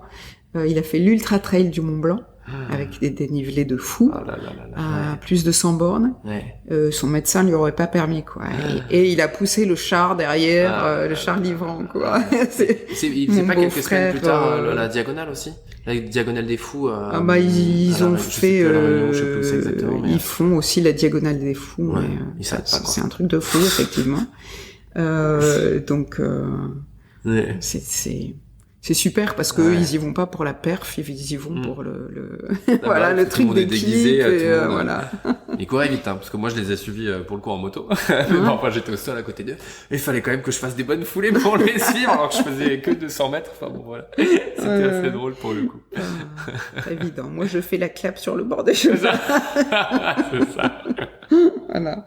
Mais bon, c'est sympa, d'autant que on a une équipe qui s'occupe du marathon, qui est la famille de Nathalie Coman. Ils habitent juste à côté, et à chaque fois ils les sustentent de trucs délicieux, pas possible. Ils sont géniaux. Et je parlais transmission aussi, parce qu'effectivement, alors si je m'abuse, il y a l'un de vos fils qui s'intéresse à ça. Oui, il y alors, a aussi un jeune charpentier qui est là. Ouais. Bah en fait, c'est le côté drôle, c'est que moi, mon héritage, à un moment donné, je trouvais ça pesant, même si du coup, je vais dire merci, ça m'a permis de me retrouver ici, de faire cette belle aventure. Mais du coup, on a dit à nos enfants, ça c'est notre aventure, c'est un truc qu'on a envie de faire. Si ça vous intéresse pas, ça vous intéresse pas. Et en fait, l'aîné est arrivé assez vite. Et il nous a dit, moi, voilà, j'aimerais bien, ça m'intéresse en fait. Donc, on l'a embauché, il est passé un peu partout.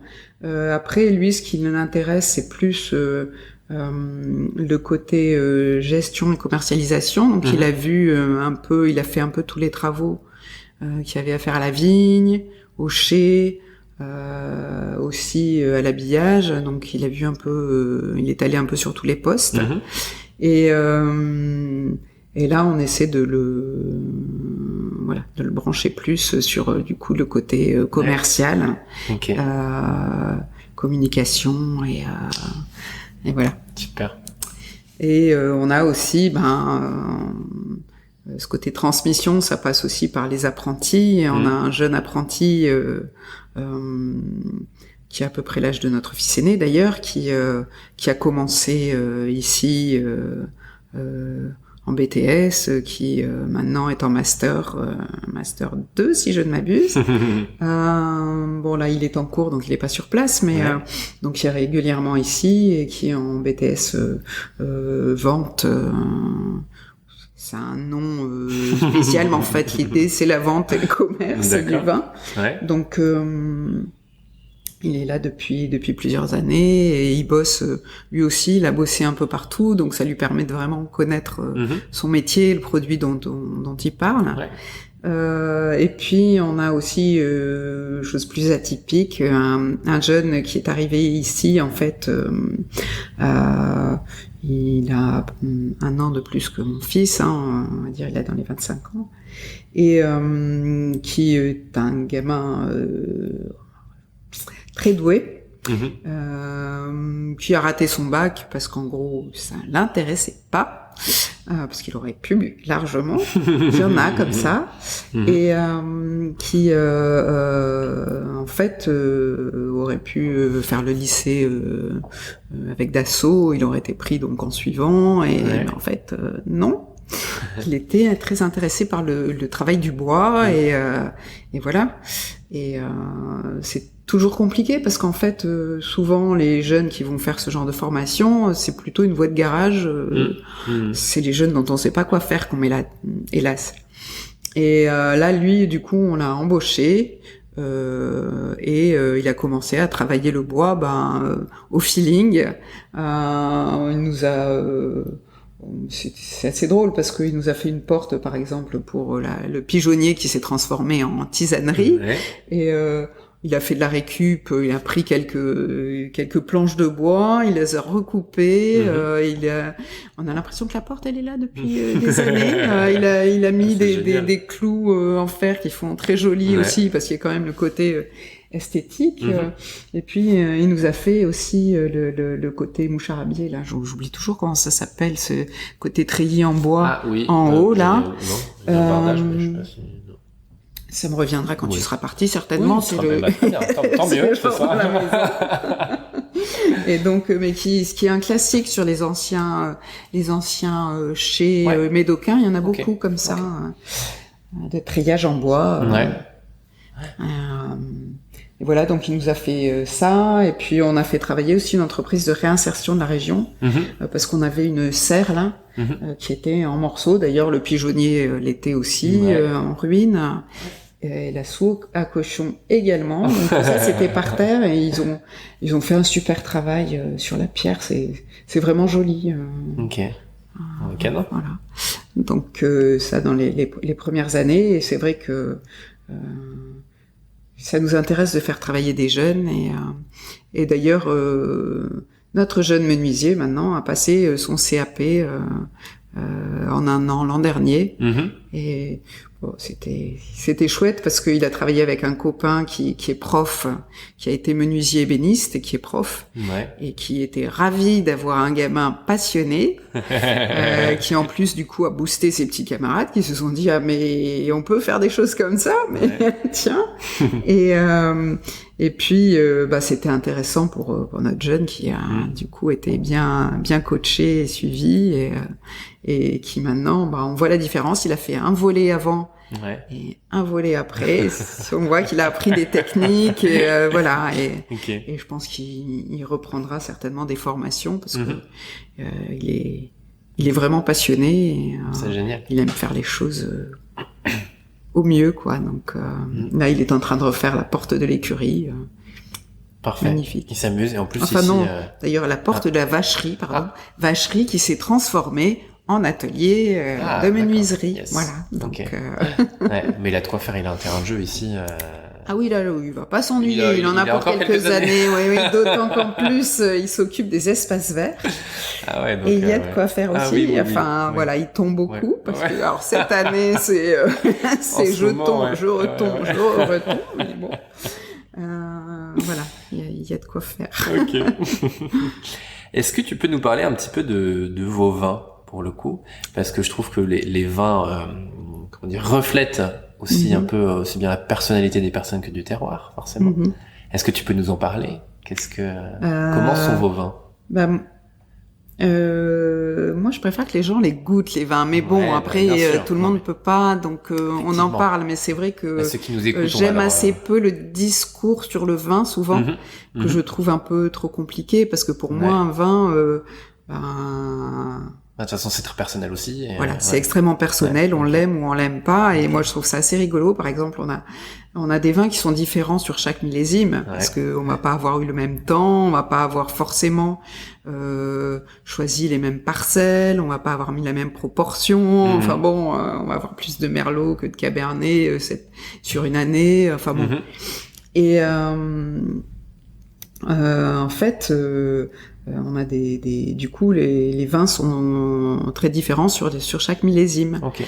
Même si l'idée globale, je reviens dessus, c'est d'être vraiment sur le fruit, sur quelque chose de plaisant qui va être assez rapidement agréable à boire, sur un repas et sur un peu tout. Pas le camembert de préférence, parce que on a tendance à boire le vin sur le fromage, c'est pas forcément le vin rouge. Mieux. Le vin rouge, oui. Alors que le vin blanc peut très bien aller sur le fromage. Il faut tester un sauterne sur un comté doux, ça peut donner quelque chose d'assez fabuleux. Enfin bon, il y a des fois il faut tenter. Oui, notamment on a le 2013 qui devait être sur un repas chez des négociants. Les maisons de négoce familiales d'ailleurs, la passion des terroirs pour ne pas citer, qui voulait nous coller sur du homard. Ok. Et on a dit du vin rouge sur du homard. Et c'était pas mal du tout. Okay. Et on s'est dit tiens c'est étonnant parce que du coup on a fait une dégustation et on est allé chez le poissonnier à l'Espar. Et c'était assez étonnant. C'est génial. Donc, ça, d'être capable d'associer... Parce que du coup, on a fait avec une de mes sœurs qui a un vin aussi sur Margaux, on a fait la dégustation et le nôtre passait pas mal. Donc on a dit, ok, nous on se met sur le homard, toi tu te mets, je sais plus ce qu'il y avait, sur l'autre plat. Et donc il faut des fois oser des choses un peu étonnantes. Et on a 2 millésimes, le 2015 et le 2016 qui sont bons à boire, peut-être plus le 2015 en ce moment. Mais alors... les visiteurs ou les gens qui viennent sur un couple, vous êtes sûr qu'il y en a un qui va aimer le 2015 et l'autre le 2016. Enfin, préférer en tout cas l'autre. C'est vraiment, c'est comme quoi ça reste vraiment une question de goût et de voilà.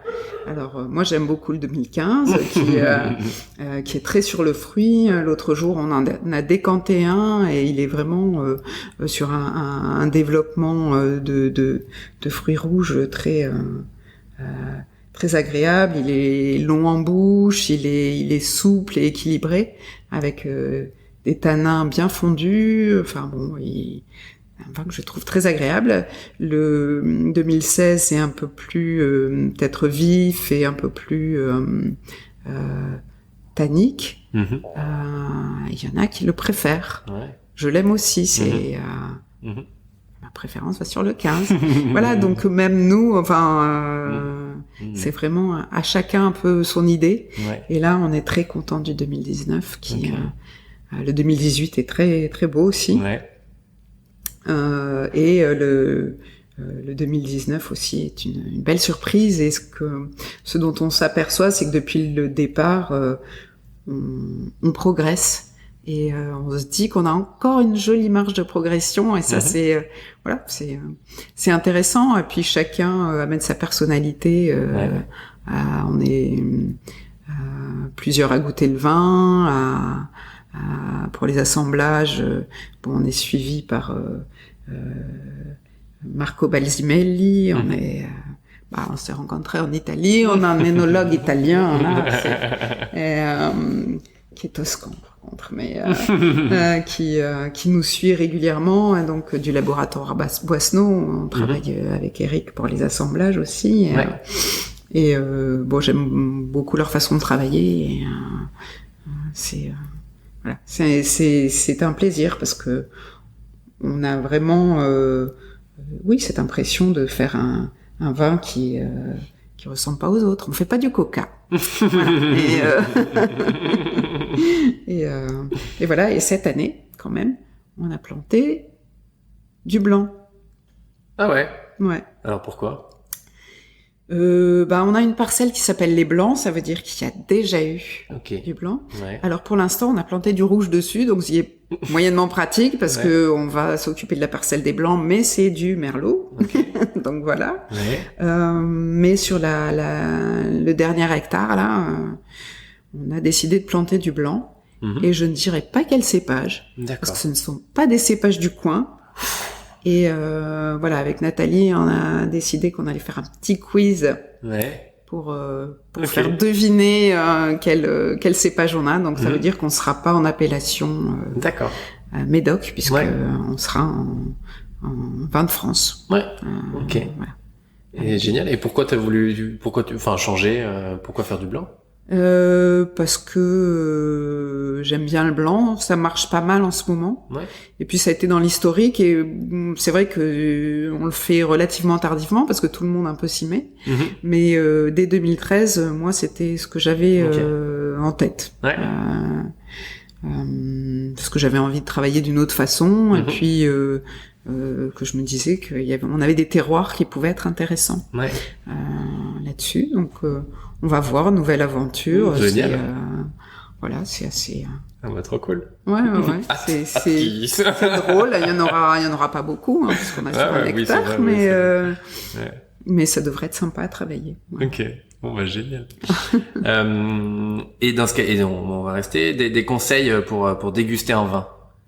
Tu conseilles quoi? Alors même si ça dépend forcément du vin, ça dépend de plein de choses, mais la base à connaître. En fait, moi quand j'étais plus jeune, on avait tendance à décanter les vieux vins, ce qui est en fait souvent une erreur, parce que les vieux vins, ils vont donner tout ce qu'ils ont à donner très rapidement, et après plus rien. Ouais. Enfin souvent, parce que on a des grands millésimes surtout. En revanche, des vins jeunes, ils vont pas forcément s'ouvrir tout de suite, donc ça peut être bien de les décanter, parce que effectivement, si on le laisse dans le verre et qu'on le regoute à la fin du repas, on va se rendre compte que c'est plus le même, qu'il s'est plus ouvert, qu'on on va trouver plus de choses et au nez et en bouche. Donc voilà. Okay. Après, c'est quelque chose qui ne se fait pas, mais je le dis quand même. Mon père s'autorisait à le faire au restaurant sous la table. Quand vous avez un vin, moi je suis très sensible à ça. Quand vous avez un vin qui est un peu gazeux, on dit un vin un peu déperlant. Il y a des gens qui sont pas sensibles et ça va passer. Moi, je prends la bouteille et je la secoue. D'accord. Un vin jeune, parce que un vin avec beaucoup de dépôts, c'est gênant. Il faut pas la secouer. Donc voilà. Ou alors on décante et on secoue après, parce que décanter c'est pas forcément suffisant pour enlever le gaz, mais voilà. Il faut des fois pas hésiter à un peu. C'est pas de l'orangina, mais ça peut faire du bien, parce que des fois on sent pas que c'est du gaz, on n'a pas l'impression, on a l'impression que c'est un peu acide, un peu, et en fait c'est juste quelques bulles en trop. Ça marche. Et qu'est-ce que tu ressens quand tu bois du vin? Ça dépend. Ça dépend de l'âge du vin, ça dépend de beaucoup de choses, mais Et puis un vin, c'est aussi beaucoup le cadre. Ouais. Ça a été prouvé que suivant l'endroit où on est, suivant le moment agréable qu'on passe, voilà, ça va pas être la même chose. C'est pour ça que c'est important de déguster des vins dans des endroits neutres. Quand on le fait, on fait les assemblages, on le fait pas sur place. On va chez notre œnologue au labo. Okay. Ouais. Parce que l'environnement c'est énorme ça quand joue, même pour le voilà beaucoup, dans le goût d'un vin. Moi c'est beaucoup un ressenti que je vais avoir sur un côté élégant, raffiné, un peu délicat, féminin ou plus rustique, plus masculin ou plus voilà. Je vais faire on en parlait quand on faisait la dégustation de fleurs. On disait celui-là c'est plus une paysanne mais qui est jolie, qui est fraîche, qui est nature. Ça elle est un peu plus sophistiquée, elle est voilà. Un vin c'est un peu ça, c'est des personnalités en fait, différentes, et c'est comme ça que j'apprécie le vin, je crois. Puis des fois il y en a qui rappellent un peu des circonstances, qui ramènent des souvenirs pas forcément très très définis, mais de lieux, de repas, de partage, voilà, c'est ce côté plus ambiance et ressenti que j'ai, plus que par rapport à des goûts précis, ou si ça arrive que effectivement des fois on se dise quand même il y a un côté chocolat. Ouais, il y a ce côté cassis étonnant. Voilà, mais moi j'ai pas forcément ces choses-là. Il faut que ça soit assez marqué pour que ça me vienne. Plus un ressenti. Ouais. Ça marche. Et du plaisir. Et du plaisir. En premier, c'est quand même l'important. Oui, voilà. Ce serait dommage. Et pour le coup, Nathalie me disait que tu lisais énormément, t'adorais le cinéma. Est-ce que je sais pas, est-ce que ce côté, ça joue forcément dans ta façon, de voir le vin, de manager, d'être aussi curieuse à tout cet univers de l'art? Parce que pour moi, en fait, le vin et la cuisine, etc., c'est de l'art aussi, très clairement. Ouais, mais ça, je crois. Ouais. À un moment donné, quand j'avais les fiches, parce que j'ai mis de côté un peu mon tempérament artiste, j'allais dire. Il n'est jamais trop tard pour s'y mettre, donc voilà. Jamais. Mais à un moment donné, j'en avais marre d'écrire sur les fiches de mes enfants viticultrices, parce que je me sentais pas tout à fait viticultrice. Okay. Et j'avais ce côté artiste. Et je crois qu'à un moment donné, j'ai mis viticartiste. Bon, je pense que de toute façon, ils ont pas fait gaffe, ils ont vu viti, ils ont lu comme un...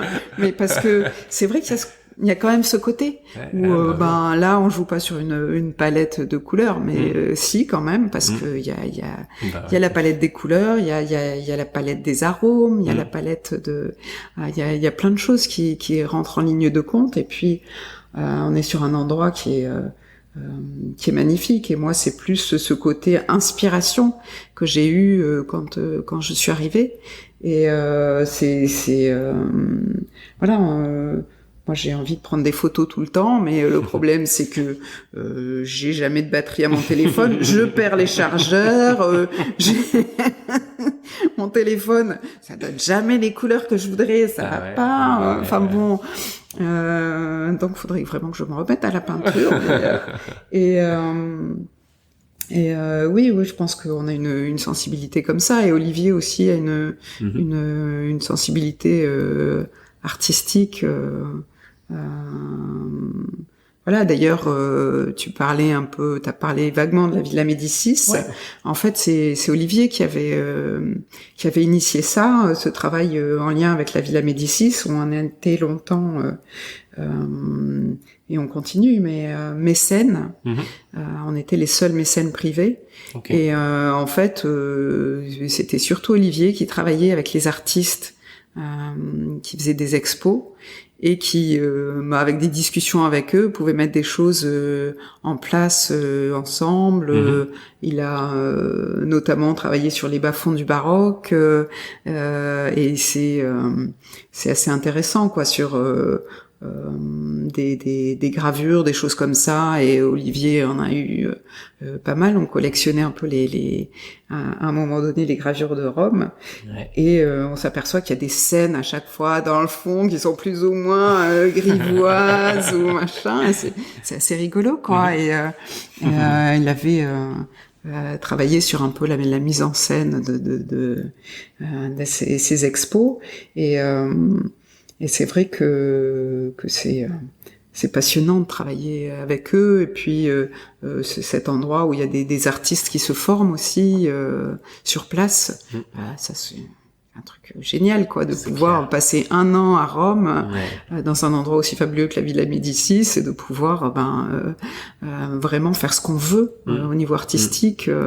Il y a un peu tous les types d'artistes, que ce soit vidéastes, il y a même des historiens de l'art maintenant qui passent cette année là-bas, des archis, des musiciens, enfin un peu de tout. C'est un lieu de création incroyable. Ah oui, c'est génial. En plus de pouvoir se retrouver avec des disciplines différentes comme ça, c'est voilà.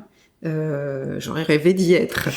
Et d'ailleurs, on a travaillé avec Muriel Mayette, qui était jusqu'à relativement récemment la directrice de la Villa Médicis, qui a fait énormément de choses, qui a fait beaucoup bouger. Elle a une énergie formidable. Je crois qu'elle a crevé toutes les équipes. Mais qui ont adoré, parce que ça voilà, c'est porteur. Elle a fait beaucoup bouger.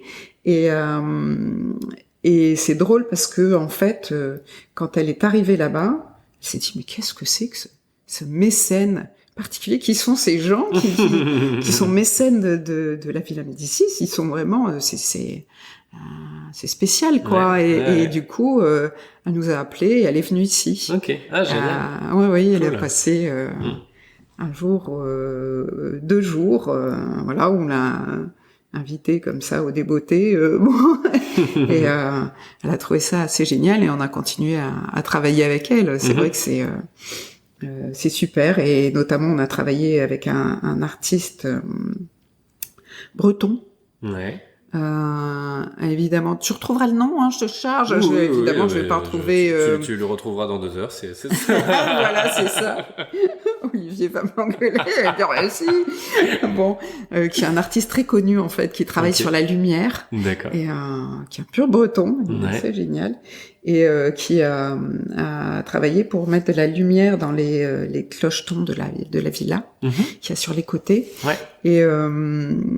Et en fait, il a fait une lumière bleu livrant. Ah, génial. Et c'était assez drôle, quoi, parce qu'il y avait cette lumière bleue qui, pour les jeudis de la villa, se mettait, canon. À tourner. Okay. Et pourquoi bleu livrant, en fait, on n'a pas parlé, mais j'allais dire, tu me fais encore la transition parfaite, parce que le bleu livrant et l'étiquette, tu vois, c'était raconte-nous l'histoire de l'étiquette. Alors, c'est bon, je vais m'en aller. Je fais l'interview, je fais les questions, les réponses, c'est pratique. Moi, je vais aller déguster. Je vais m'ouvrir une petite bouteille, et je te laisse finir. Ok, à toutes. Donc ce bleu de l'étiquette. Ouais, ce bleu de l'étiquette, c'est une histoire assez drôle, parce qu'en fait, j'aime beaucoup le bleu, et puis j'avais en tête un bleu. C'est drôle parce que je crois que c'était en 2013, dans ces années-là, où il y avait une publicité dans le métro de Paris, avec ce bleu que j'adore, qui est sur un tableau de Bronzino, un artiste italien début du maniérisme, un peu avant, qui a un côté très classique. Et je vois ce tableau magnifique, portrait d'Éléonore de Tolède, et qui a un fond bleu comme ça. Et j'ai voulu m'en servir pour faire cette étiquette de livrant. Bon, il y avait un rapport avec l'Italie, à laquelle on va finir par savoir qu'on est bien attaché. Il y avait ce bleu qui a aussi une histoire que j'aime beaucoup parce que c'est une couleur qui a été finalement utilisée assez tardivement. Au départ, la couleur sacrée, la couleur des rois, c'était le rouge. Et à peu près au moment de la fondation de Livran, donc je trouvais que c'était un peu un clin d'œil, le bleu est devenu une couleur, la couleur des rois de France. Et puis voilà, c'était la couleur aussi du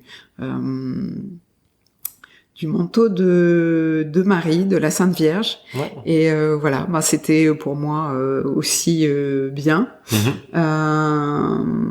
Parce qu'aussi les femmes ont eu un lien privilégié à Livran, ont une place particulière.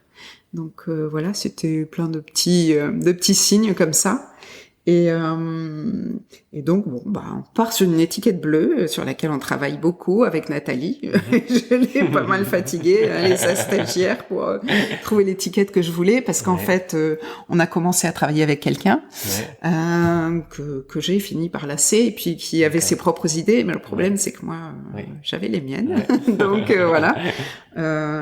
On a fini par travailler avec Nathalie sur ce bleu, et on a fini par sortir l'étiquette Livran, qui est d'un bleu assez lumineux, assez profond. Et alors, un clin d'œil extraordinaire. On a reçu le repas du marathon là, puisque tous les ans il y a un château qui accueille le marathon du Médoc.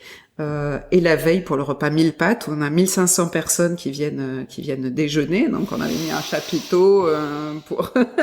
il y en avait pas qu'un là même. Ah non, mais là on avait sous le hangar à tracteur, dans le chai, et le chapiteau énorme qui était rempli. Génial. Et c'était... L'ambiance doit être incroyable. Ah oui, c'est fabuleux ces ambiances-là. Et il y a le dimanche aussi où il y a le repas... J'allais dire du déconfinement. Non, le repas post-marathon. Le repas de la balade, décrassage. Voilà. Et cette année-là, il y a une collectionneuse belge qui demande une étiquette à Patrick, le régisseur. Voilà, il fait une étiquette, bon. Il dit oui, je suis collectionneuse, et si vous voulez, je peux vous montrer d'anciennes étiquettes du château. Et là, 1855, une étiquette bleue. Et le même bleu quasiment, quoi, ce côté lumineux et tout. Alors c'était pas argenté, c'était doré, sinon. Les livrants étaient, et puis quasiment la même typologie. Donc c'était une typologie qu'on a choisie. Là aussi, on fait référence à Rome, puisque ça s'appelle Trajan, c'est l'écriture qui est utilisée sur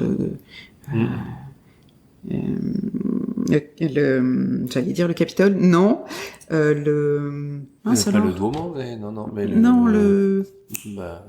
Ah ben voilà, je perds mes mots. On le voit tous les deux. Oui. Oui. Alors. Mais c'est pas le cap. Non, mais oui. Bon, Sainte-Marie des Anges actuellement, mais c'est pas comme ça que c'est connu. Sainte-Marie des Martyrs d'ailleurs. Merde alors. Bon, mais c'est pas grave, ça nous reviendra. Ou pas. Ou pas. Donc on va pas chercher non plus pendant des heures, parce que si ça nous revient. Oui, de toute façon, il faut laisser le cerveau tranquille. Il paraît dans ces cas-là, parce que sinon, il n'arrive pas à réfléchir tranquille. Donc voilà. Donc même l'écriture que là-bas, donc il y avait plein de clins d'œil, quoi. Voilà, c'était drôle, et comme le fait que le château a été construit par les frères de Goth, qui étaient de la famille du pape Clément V, donc c'était le père et le frère et l'oncle du pape Clément V qui l'ont fait construire, famille de Goth, et j'ai appris incidemment que je descendais par ma mère de la famille de Goth. Donc et ça a posteriori, quoi. Donc c'est vraiment drôle, quoi. J'ai racheté le château de famille. Attention. C'est drôle. Plus tard, et d'ailleurs, c'est un truc que j'ai en commun avec Nathalie, parce que son père m'a dit à peu près à la même époque où je l'ai appris d'un cousin de ma mère, qu'on descendait tous les deux de la famille de Goth. Donc on est cousins quelque part. Ah oui, bien éloigné peut-être, mais... oui, je pense. Mais bon, c'est drôle, il y a des clins d'œil comme ça qui sont... C'est fou.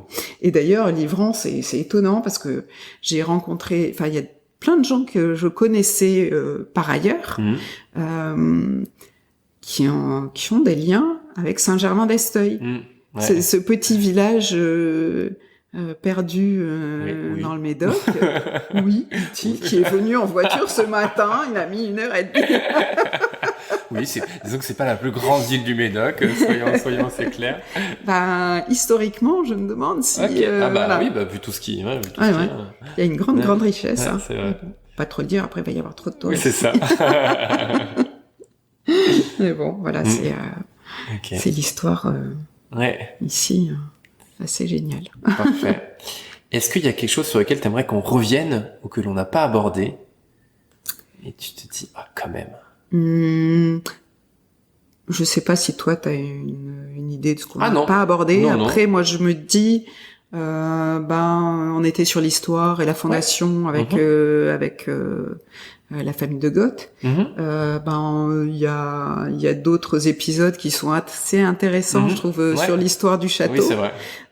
Notamment à l'époque de la Révolution, en fait, c'était un noble qui était propriétaire, qui s'appelait Perrier de Larsan. C'est son père qui a fondé la chapelle qui est dans une des tours, comme on disait tout à l'heure, et qui a été emprisonné à un moment donné et qui est passé au tribunal parce que après il était après la chute des Girondins en fait, et parce que soi-disant il aurait été un contre-révolutionnaire, il aurait essayé de monter une contre-révolution, et en fait les gens qui travaillaient ici, vérité ou légende, seraient allés le récupérer en armes.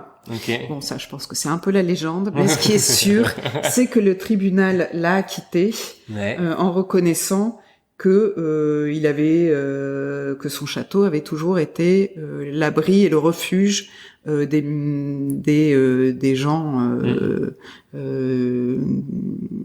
des malheureux, voilà. D'accord. C'est le terme qui a été utilisé.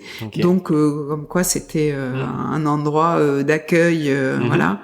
Et je trouve que c'est un bel épisode. Et il était ouvert aux idées de la Révolution, ce qui consistait à permettre au peuple de participer au gouvernement, voilà. Bon, après il est un peu retourné, il est un peu redevenu royaliste, mais bon, on va garder ce côté. Regardez que l'épisode. Voilà. Et puis un truc aussi assez sympa, c'est qu'on a une photo ici du général de Gaulle dans la petite cour qu'on voit d'ici là, et avec les employés de Livran et le propriétaire de l'époque, Émile Licard, qui en fait était député et qui a été régisseur ici. Et qui a accueilli la famille du général de Gaulle, donc la famille de Yvonne Vendroux. Yvonne Vendroux. Ça c'est un de ses neveux qui est à mon époque, ça c'est pour les vieux, était un chroniqueur de Stade 2 qui était Jacques Vendroux, qui a écrit ses souvenirs, et qui donc a rappelé cet épisode, et a rappelé un épisode encore qui montrait que c'était un lieu d'accueil, puisque il y a un aviateur américain qui était tombé pas trop loin pendant la Deuxième Guerre mondiale, et qui en fait qu'il était allé récupérer, et qui a été logé au-dessus de la chapelle pendant un certain temps. Alors est-ce que c'est au-dessus de la chapelle ou dans un autre endroit qui visiblement avait été construit pour être caché et pour pouvoir mettre des victuailles Ouais. dans une autre tour. Ça, on sait pas trop. En tout cas, qui a été logé ici et ensuite qu'il a ramené à la non, pas à la Révolution. Non, à la Résistance. La Résistance, d'accord. Voilà. Okay. Oui, j'étais pas, voilà. Que tu dormais, en fait. Non, non, mais je voyais pas exactement, j'allais dire à la gare, ou je savais pas, tu vois. À la Résistance. Donc, il a été hébergé ici quelques temps, et ensuite ramené à la Résistance. Alors, bon, a priori, Charles de Gaulle a passé sa dernière nuit en face. Ouais. Avant de partir pour Londres. Ouais. Parce qu'on disait que c'était au château, mais pas tout à fait. C'est le château en face, mais en fait, c'est un peu ça, puisque la propriété faisait à l'époque le château Livran, le château Beaulieu où il a passé la dernière nuit, et le château, voilà, dont je vais encore pas trouver le nom sur le moment. T'as commencé à annoncer le troisième château, j'ai vu que c'est bon, on n'allait pas l'avoir. Perdu. Mais bon, donc voilà, qui est à côté, trois châteaux qui étaient réunis, effectivement. Qui étaient réunis. Ouais. Donc un lieu plein d'histoires. Voilà. Bon, je crois que j'ai assez parlé comme ça. Non, voilà. Non, mais c'est très bien, mais ça commence à faire un petit peu de temps qu'on est ensemble, donc on a pu voir. J'ai du mal à m'arrêter quand je parle de livres. Mais non, mais c'est normal, ça te tient à cœur. Et en même temps, il y aurait encore des choses à dire, certainement. Parce que c'est un endroit incroyable. Et j'invite tout le monde à venir. On peut maintenant venir? Oui, c'est bon. Oui. Alors, c'est sur rendez-vous, de préférence. Ouais. D'accord. Et puis, apparemment, ils reprogramment les portes ouvertes. Ok. Mais on sait pas encore exactement quand c'est. Sous quelle forme, donc, comment ça sera peut-être à la place du marathon. D'accord. Et pourquoi pas? Pourquoi pas? Parce qu'on avait décidé de faire un week-end détente pour notre équipe marathon et que... Mais on verra. C'est vrai. Bon, on fermera à 18h pour l'apéro. Voilà. Donc, voilà. Okay. Mais il suffit de passer un coup de fil et il n'y a pas de souci pour visiter et avoir un petit aperçu de l'endroit parce que, voilà. Moi, Nathalie voulait faire un communiqué de presse. Je dis, mais... un communiqué de presse, comment faire? Il faut venir pour savoir. Voilà, c'est compliqué parce que c'est un endroit qui se vit vraiment. Exactement. Et je vais justement lire l'une des phrases qu'il y a sur le site internet que je trouve géniale et qui résume très bien. Donc c'est l'art de recevoir. Donc livrant ne se lit pas, il se vit. Livrant ne se prouve pas, il s'éprouve. Pour en parler, il faut y aller, flâner, parcourir, goûter, contempler, recueillir, écouter, sentir, ressentir, accueillir l'harmonie, la sérénité, l'énergie, la vie. Je crois qu'on peut finir là-dessus. Ouais, ça te va bien. Merci beaucoup, Théo. Edwige. À très bientôt. Au revoir, à bientôt. Merci à tous pour votre écoute. J'espère que cet épisode vous a plu, que vous avez pu en découvrir un peu plus sur le vin, la biodynamie et la belle aventure humaine autour du Château Livran. À l'occasion, je vous invite à y faire un tour, car il n'y a rien de mieux que d'y passer pour ressentir toute l'énergie qui s'y dégage, et bien sûr de déguster, avec modération, les vins du Château Livran. Si cet épisode vous a plu, je vous invite à le partager autour de vous, à vous abonner depuis la plateforme d'écoute sur laquelle vous êtes ou sur les différents réseaux sociaux. On se retrouve la semaine prochaine pour un nouvel épisode du Pompon et surtout, d'ici là, soyez curieux et échangez avec un maximum de monde. Belle semaine à tous!